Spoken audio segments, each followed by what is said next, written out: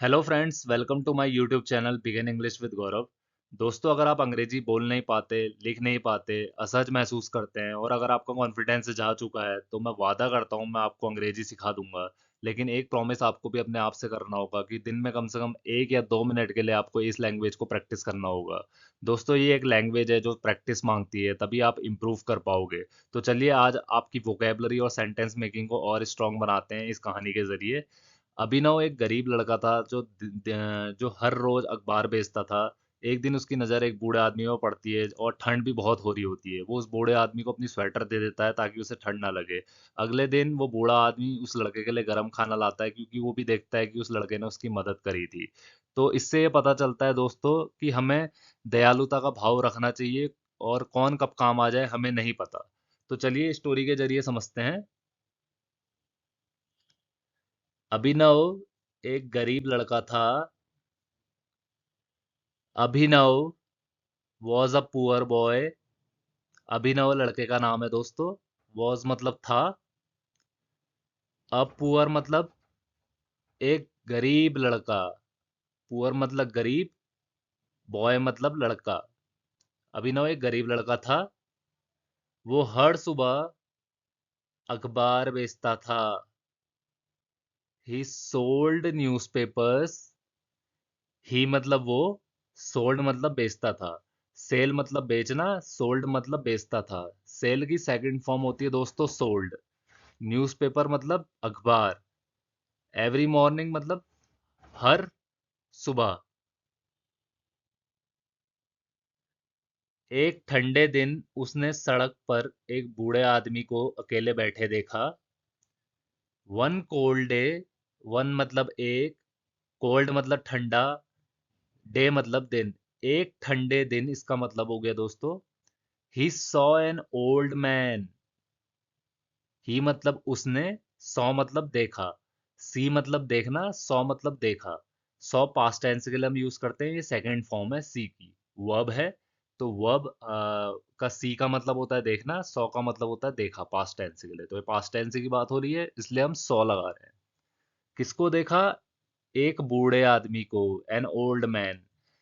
Old man के साथ हम एन लगाते हैं दोस्तों, आ नहीं लगाते, क्योंकि जो भी वर्ड ओ से शुरू होते हैं हम उसके लिए एन लगाते हैं, आ नहीं लगाते। ये आप हमेशा याद रखिएगा। यही करेक्ट तरीका होता है सेंटेंस मेकिंग का। अ ओल्ड मैन नहीं, एन ओल्ड मैन। ओ के साथ एन लगता है। एक दिन उसने देखा एक बूढ़े आदमी को। ही saw an old man sitting alone.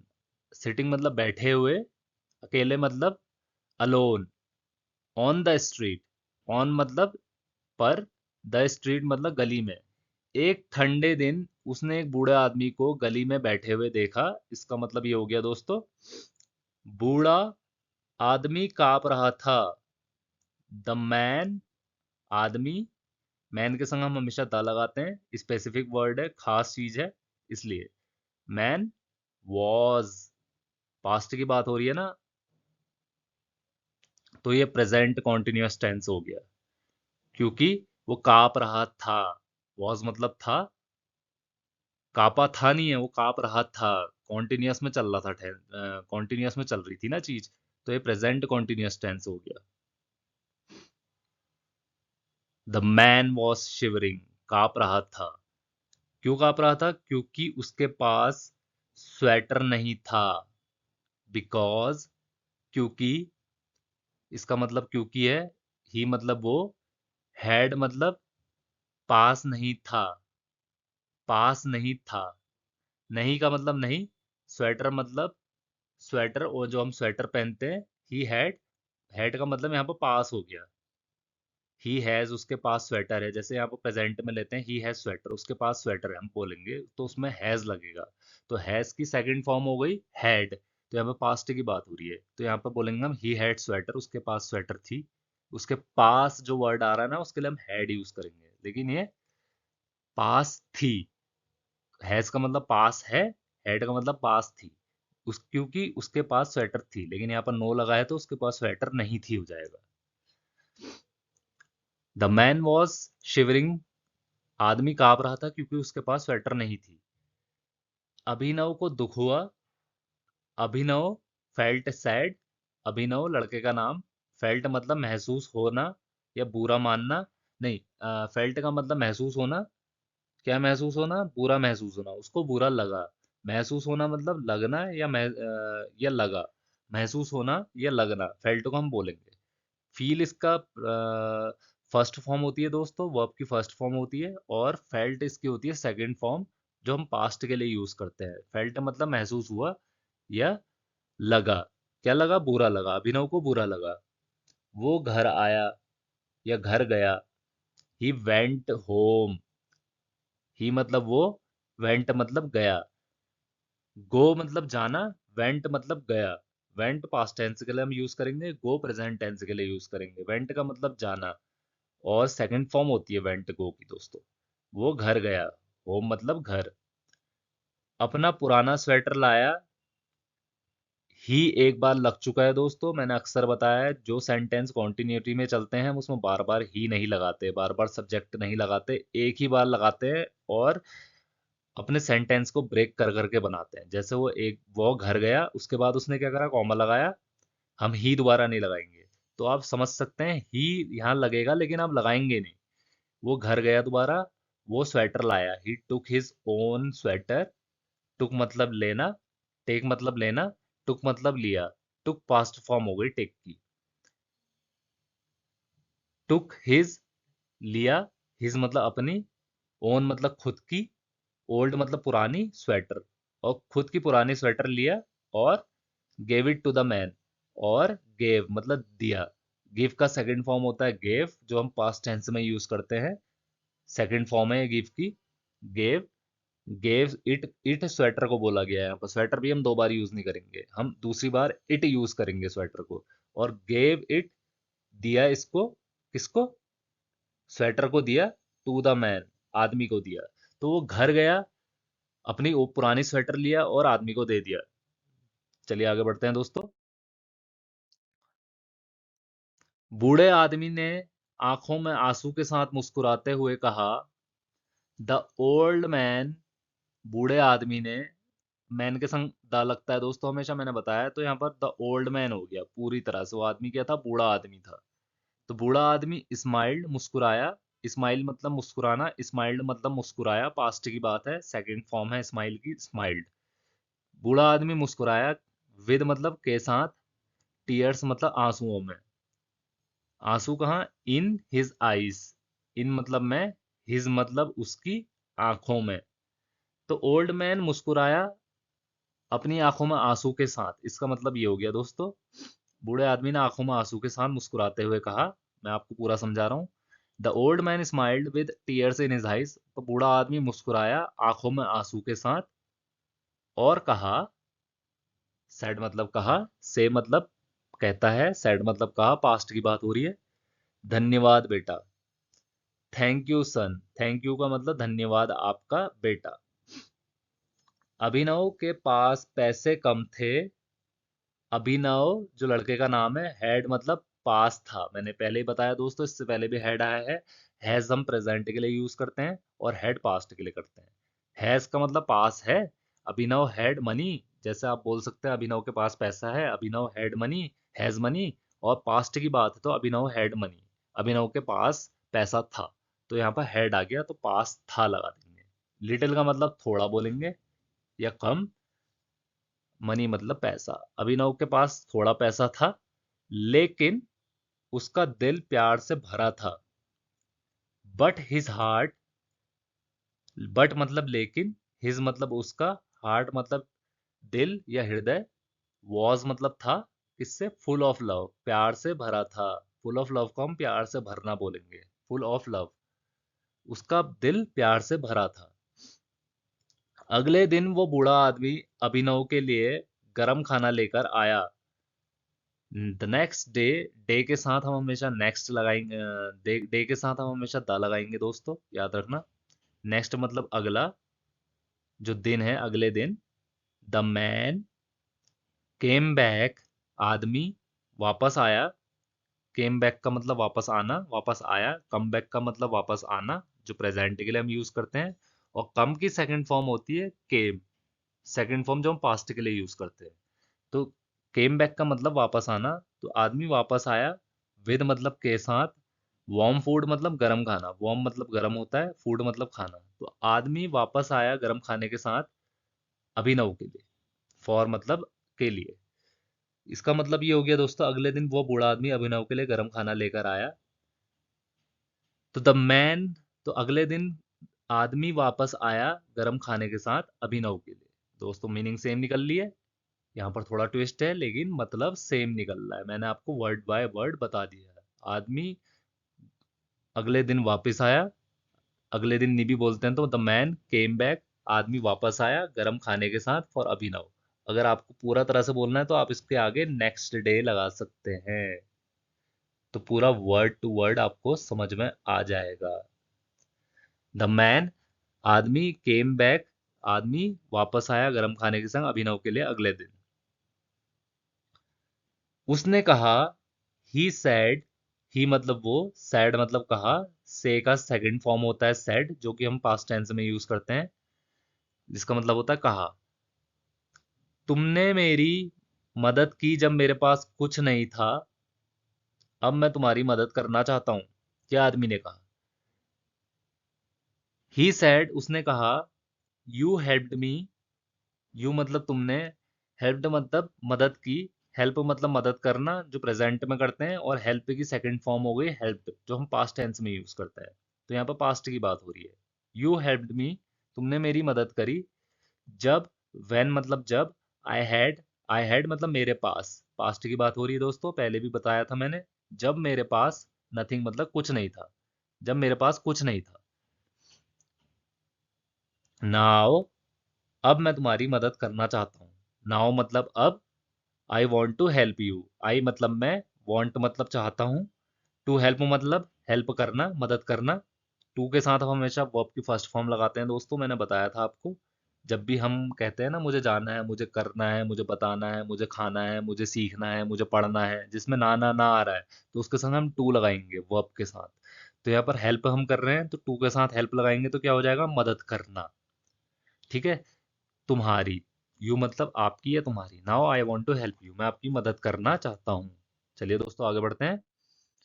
अभिनव खुश हुआ, अभिनव फेल्ट हैप्पी, अभिनव फेल्ट मतलब महसूस होना, फील की सेकंड फॉर्म होती है फेल्ट, जो कि पास्ट टेंस में हम यूज करते हैं अभिनव को। हैप्पी मतलब अच्छा लगना, अभिनव को अच्छा महसूस हुआ या अच्छा लगा। सिंपल सी भाषा में अगर आप बोलो तो अभिनव को अच्छा लगा, अभिनव खुश हुआ और अभिनव अच्छा लगा, एक ही बात है दोस्तों। वर्ड बाय वर्ड ना चले, मतलब देखें एक निकल रहा है कि नहीं। उसने समझा कि दयालुता में कोई खर्च नहीं होता। ही रियलाइज्ड, उसने, ही का मतलब उसने, रियलाइज्ड मतलब समझा, रियलाइज का मतलब समझना, जो कि प्रेजेंट में हम यूज करते हैं, और रियलाइज्ड पास्ट की बात के लिए जो सेकंड फॉर्म है रियलाइज की। उसने समझा, तो समझना प्रेजेंट और रियलाइज्ड मतलब समझा। उसने समझा, दैट मतलब कि, काइंडनेस का मतलब होता है दोस्तों दयालुता, पहले भी कई बार यूज हो चुका है, आप इसको अपनी वोकेबलरी पे ऐड कर सकते हैं इस वर्ड को, और प्रैक्टिस करने की कोशिश करिए दोस्तों। चाहे टूटी फूटी अंग्रेजी ही सही, कम से कम 1 या 2 मिनट के लिए भारी आवाज में शीशे के सामने बोलने की कोशिश करें। This is the only way to improve your English दोस्तों, you need to keep in your mind. आप ऐसे ही इसको सुधार कर पाएंगे। काइंडनेस मतलब दयालुता, कॉस्ट मतलब कीमत, काइंडनेस यहाँ पर सब्जेक्ट है इसलिए हम एस लगा रहे हैं। कॉस्ट एक वर्ब भी है दोस्तों, कॉस्ट मतलब कीमत, एस मतलब, क्योंकि हम सब्जेक्ट लगा रहे हैं तो यहाँ पर एस लगेगा, प्रेजेंट की बात हो रही है, कोई पास्ट की बात नहीं हो रही है। प्रेजेंट में हम हमेशा वर्ब के साथ एस लगाते हैं जब भी सब्जेक्ट का यूज होता है।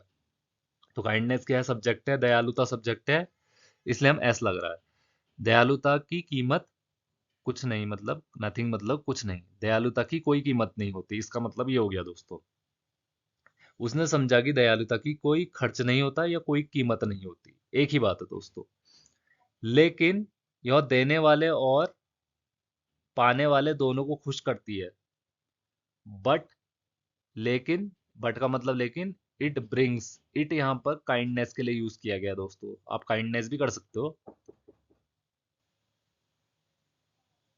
बट, लेकिन, जैसा कि मैंने बोला, इट यूज हम काइंडनेस के लिए भी कर सकते हैं, तो आप यहाँ पर इट की जगह काइंडनेस भी लगा सकते हैं। लेकिन मैंने बोला है जब भी कॉन्टिन्यूटी चल रहा होता है सेंटेंस, क्योंकि यहाँ पर कॉमा है तो ये कॉन्टिन्यूटी में चल रहा है सेंटेंस, फुल स्टॉप नहीं हुआ है दोस्तों, तो काइंडनेस एक ही बार यूज होगा। आप कर सकते हैं लेकिन इट ही लगाते हैं हम दूसरी बार में। बट काइंडनेस, लेकिन दयालुता ब्रिंग्स मतलब लाती है, काइंडनेस सब्जेक्ट है इसलिए हम वर्ब के साथ एस लगाते हैं प्रेजेंट के लिए, जिसका मतलब होता है लाती है।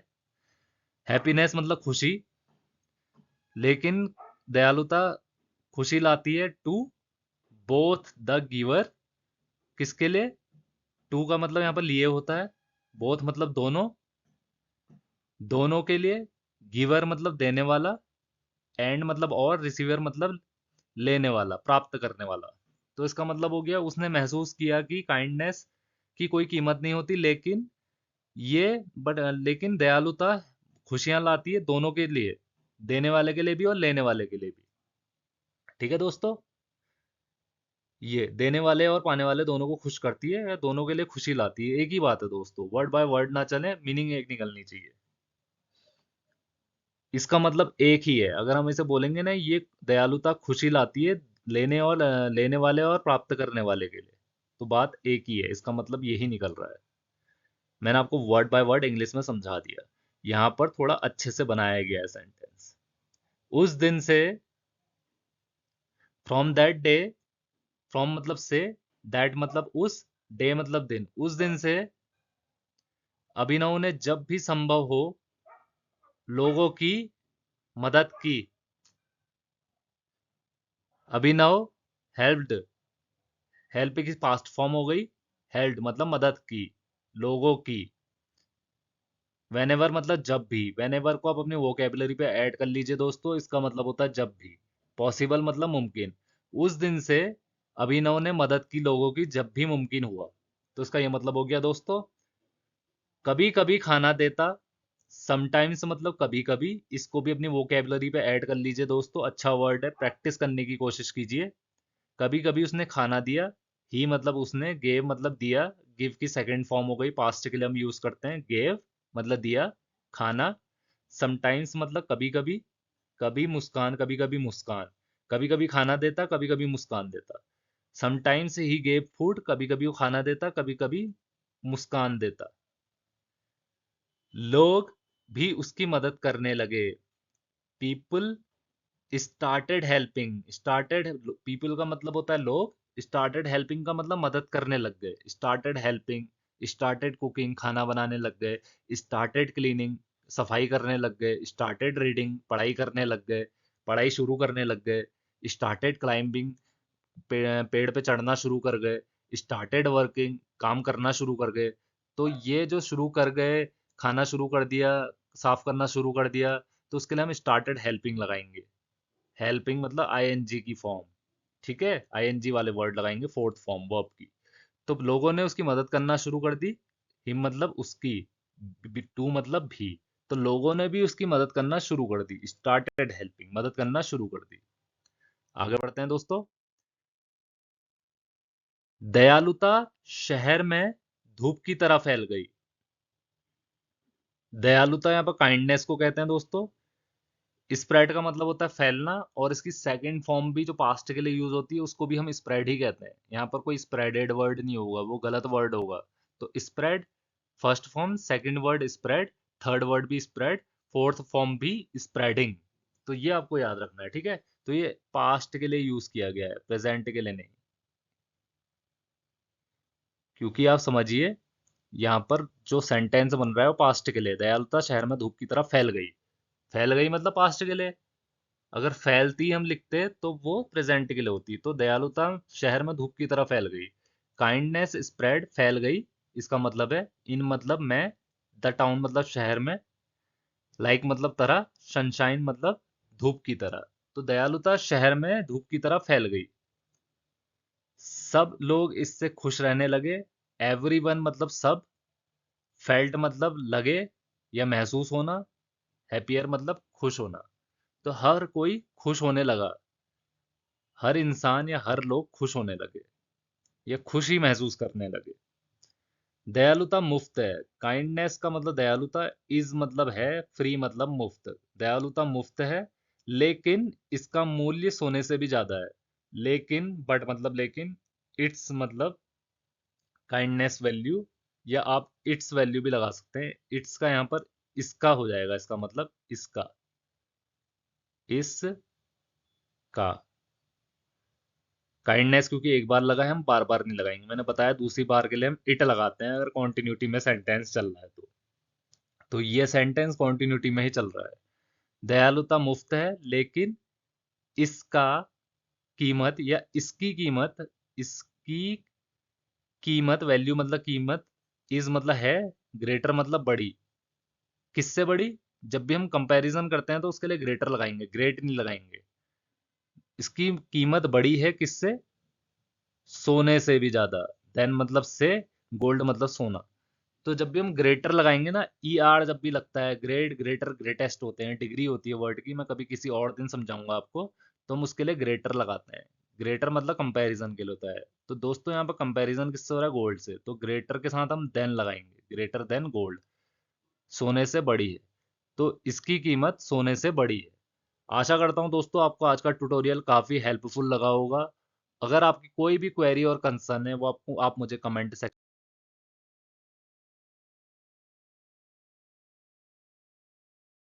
में लिख के बता सकते हैं। Thank you for watching and do subscribe my channel.